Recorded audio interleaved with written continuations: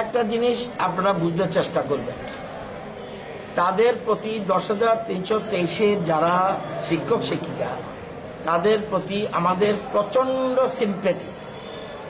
আমাদের মুখ্যমন্ত্রী পরিষ্কারভাবে বলেছে, আমরা যে পোস্ট ক্রিয়েট করেছি এর মধ্যে অ্যাডভার্টাইজমেন্ট দেওয়া হয়েছে group C and group D, এবং সেখানে 5,000-এর উপর প্লাস আরও শিক্ষকের 4,000, তো এখানে 9,000-এর মতো।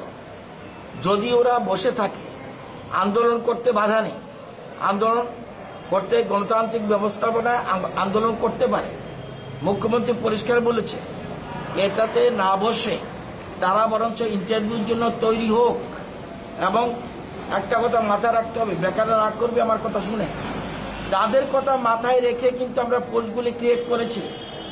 কিন্তু বিনা ইন্টারভিউতে কাউকে চাকরি দেওয়া যায়? ভারতবর্ষে এই নিয়ম আছে কিনা আমি জানি না। ভারতবর্ষে কোথাও সবাই যদি বলে আমি আইন মানবো না, কিচ্ছু মানবো না, আমাকে ইন্টারভিউ ছাড়া চাকরি দিতে হবে, এটা কি কোনো সরকার পারবে? আজকে আমরা ক্ষমতায় রয়েছি, কালকে আরেকটা ক্ষমতা থাকতে পারে। কোনো যদি রাজনৈতিক দল বলে ইয়েস ইন্টারভিউ ছাড়া চাকরি দিয়ে দাও, তাহলে তো আমি বলবো এটা অসাংবিধানিক এবং বেআইনি, যেটা কোনো মতে কেউ মেনে নেবে না। এবং সেই জন্য তাদের কথা, আমাদের আউটসোর্সিংয়ের চিন্তা করেছিলাম, কিন্তু তারপরেও যেহেতু সরকারি চাকরির কথা উঠেছে সেজন্য আমরা এই পোস্ট ক্রিয়েট করেছি। এবং মাথায় রেখে তাদের মধ্যে আমরা বিশ্বাস অধিকাংশ ছেলে মেয়ে এই সুযোগ পাবে, এবং তাদের জন্য আমরা এই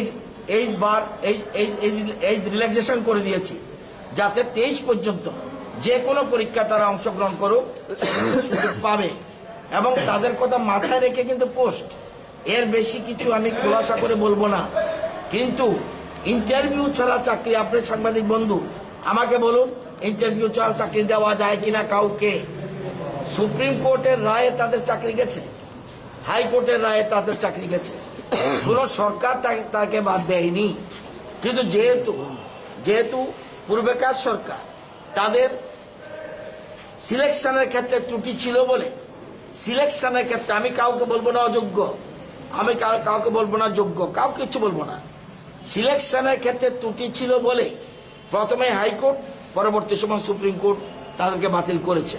সুতরাং এই অবস্থায় আমরা কি করতে পারি?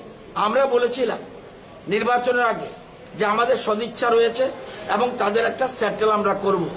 আমরা বেশ কয়েকবার একের অধিক আমরা সুপ্রিম কোর্টে তাদের জন্য এক্সটেনশন এনেছি, কিন্তু এরপরে আর এক্সটেনশন দেয় না। সেই জন্য আমরা তাদের জন্য পোস্ট ক্রিয়েট করেছি, এবং তারা ইন্টারভিউ দিলে আমার বিশ্বাস তাদের অনেকের সুবিধা হবে।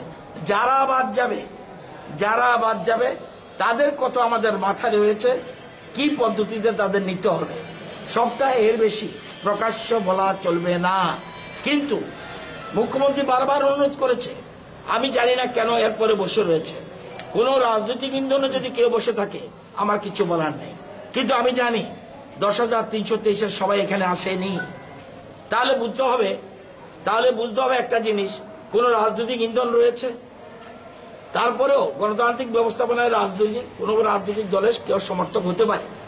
আমরা সুবিধা করে দিচ্ছি সবাই ব্যবস্থার জন্য। যদি এখানে বাদ যায়, এবং ওরা যখন মিট করেছিল মুখ্যমন্ত্রীর সাথে, ওরা বলেছে মুখ্যমন্ত্রীর সাথে কথা বলে আমরা খুশি, মুখ্যমন্ত্রীর সাথে কথা বলে আমরা খুশি। এবং সেই খুশি, তাহলে যদি খুশি হয়ে থাকে মুখ্যমন্ত্রী এই কথা, এরপরেই তো 3-4টা অর্গানাইজেশন রয়েছে, সবার সাথে কথা বলে পরবর্তী সময় পোস্ট ক্রিয়েট করে দিয়েছে, অ্যাডভার্টাইজমেন্ট যত হয়ে গেছে, এবং সবাই নাম, অনেকের মধ্যে 10,323-এর মধ্যে অনেক কিন্তু নাম জমা দেওয়া শুরু করে দিচ্ছে এবং প্রিপারেশন নিচ্ছে।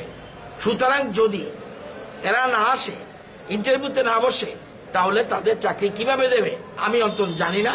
আমি অ্যাপিল করব করো জোরে রাজনৈতিক দলগুলির প্রতি, তাদের প্রতি আমাদের সিম্পেথি রয়েছে, আপনারা সহযোগিতা করুন এবং নিয়ম অনুযায়ী গণতান্ত্রিক ব্যবস্থা, আইন সংবিধান মেনে যাতে ইন্টারভিউ আমরা নিতে পারি, সেই ইন্টারভিউতে বসলে কিছু একটা গতি হবে। যদি কেউ বাদ যায় তাদের কথা আমাদের মাথায় রয়েছে। আমি অনুরোধ করবো আপনাদের মাধ্যমে তারা এই আন্দোলন থেকে বিরত থাকুন।